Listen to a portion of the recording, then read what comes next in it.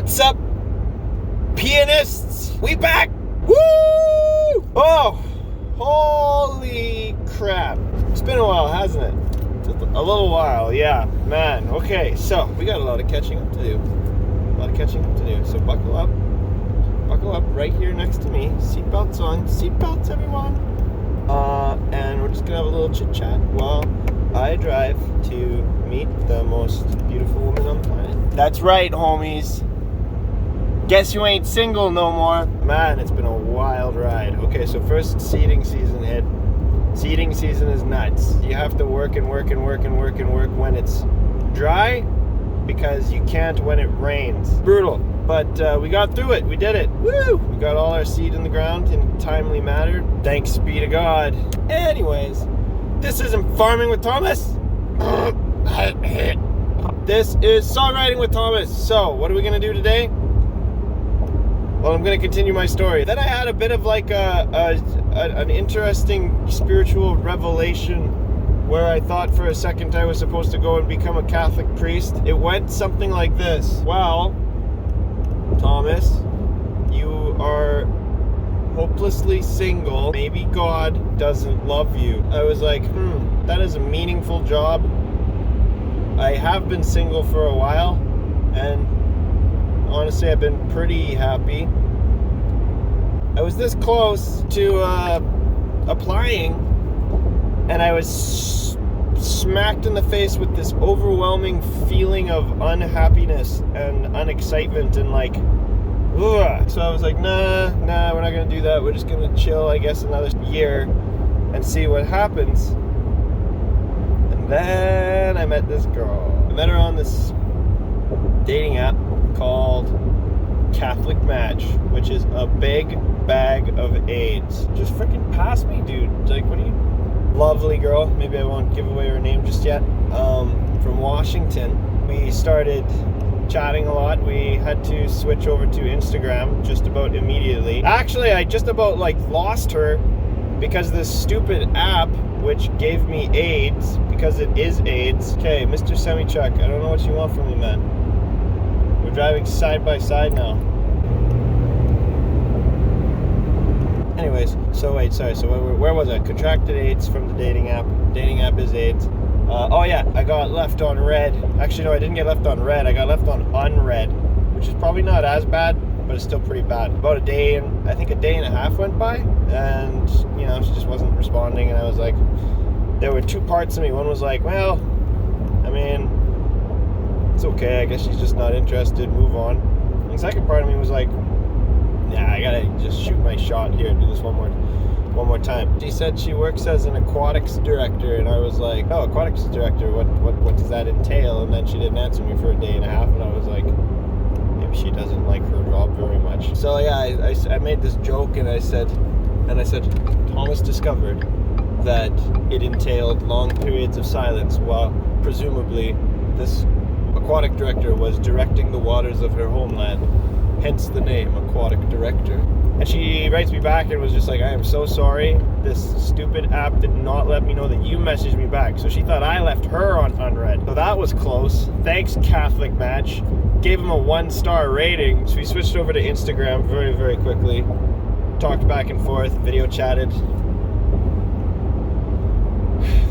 a whole bunch, and just really hit it off really well. She's just the coolest girl. Loves music. Loves my music. What do you want from me? What's the matter with you? Oh, he's just lurking behind me.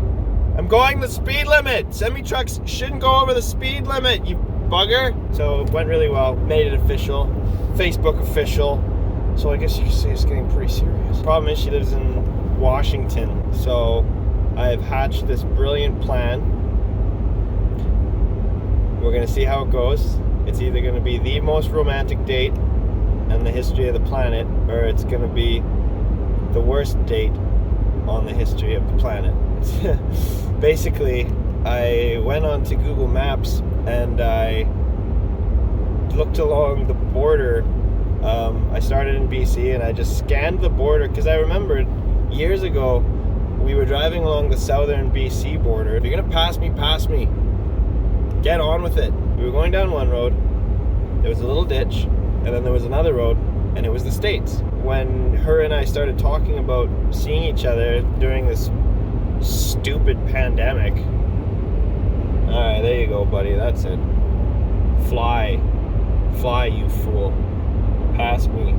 Pass away. Goodbye, pillars, transport, honesty, integrity, service, and speeding. I found a spot. The craziest part is it was a 6 hour and...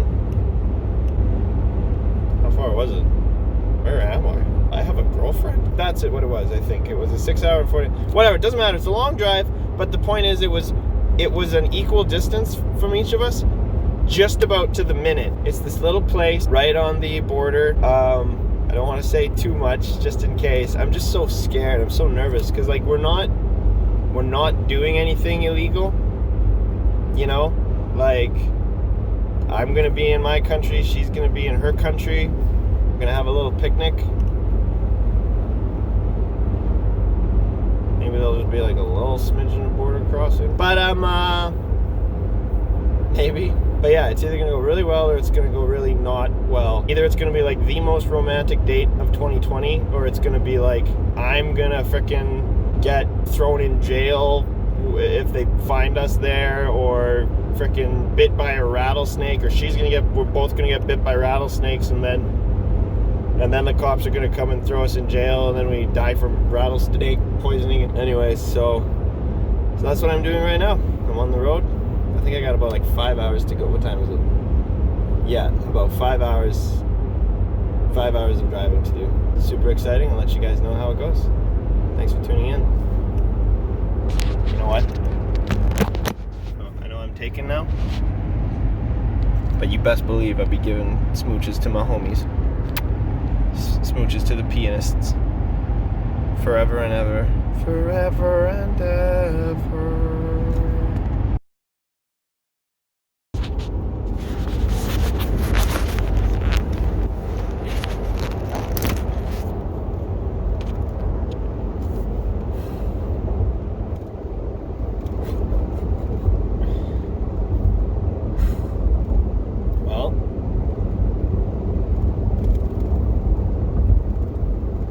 How whenever you go to do something really exciting, you can't help but plan out how it's going to go in your head and think it through and walk it through step by step. And every time when it actually comes around, it never happens the way that you thought it was going to happen.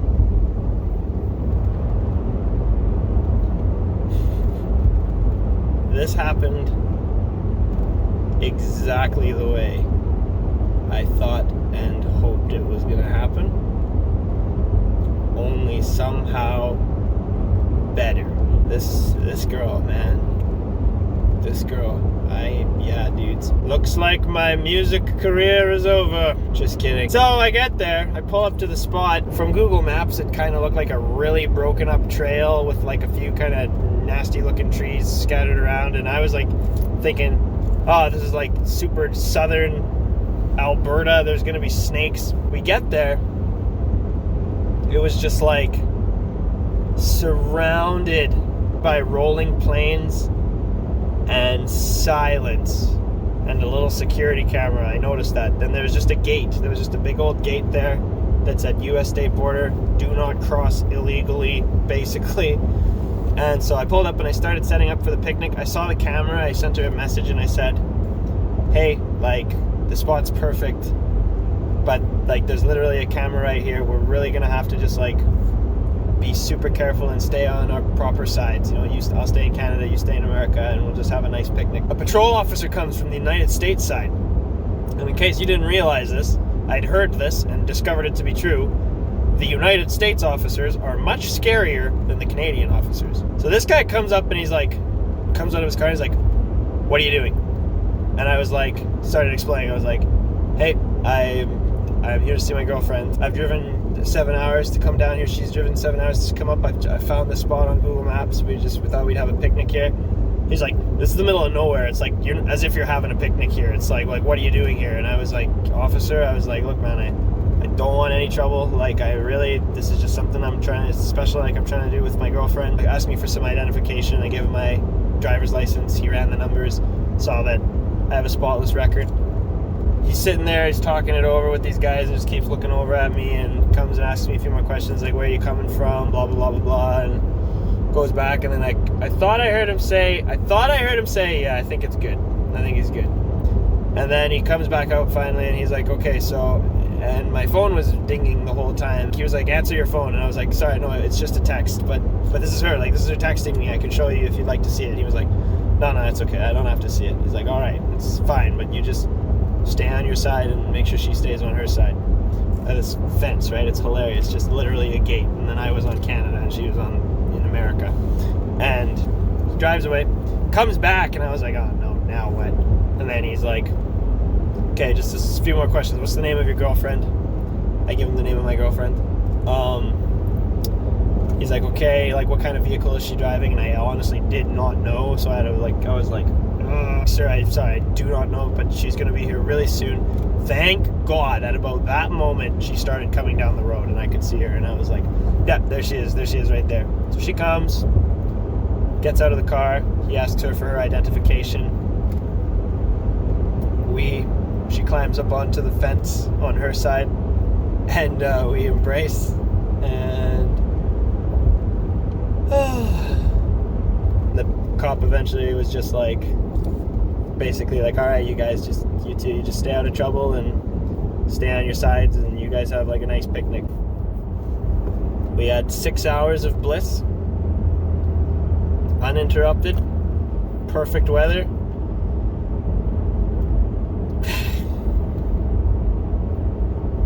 And now I'm driving back home.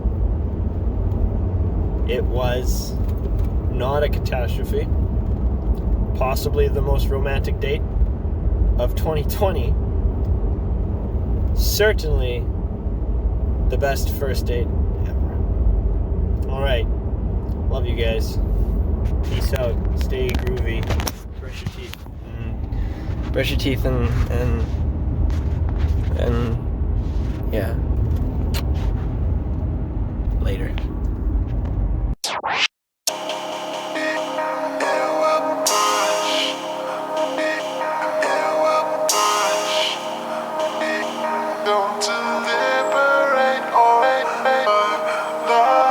What do you want from me?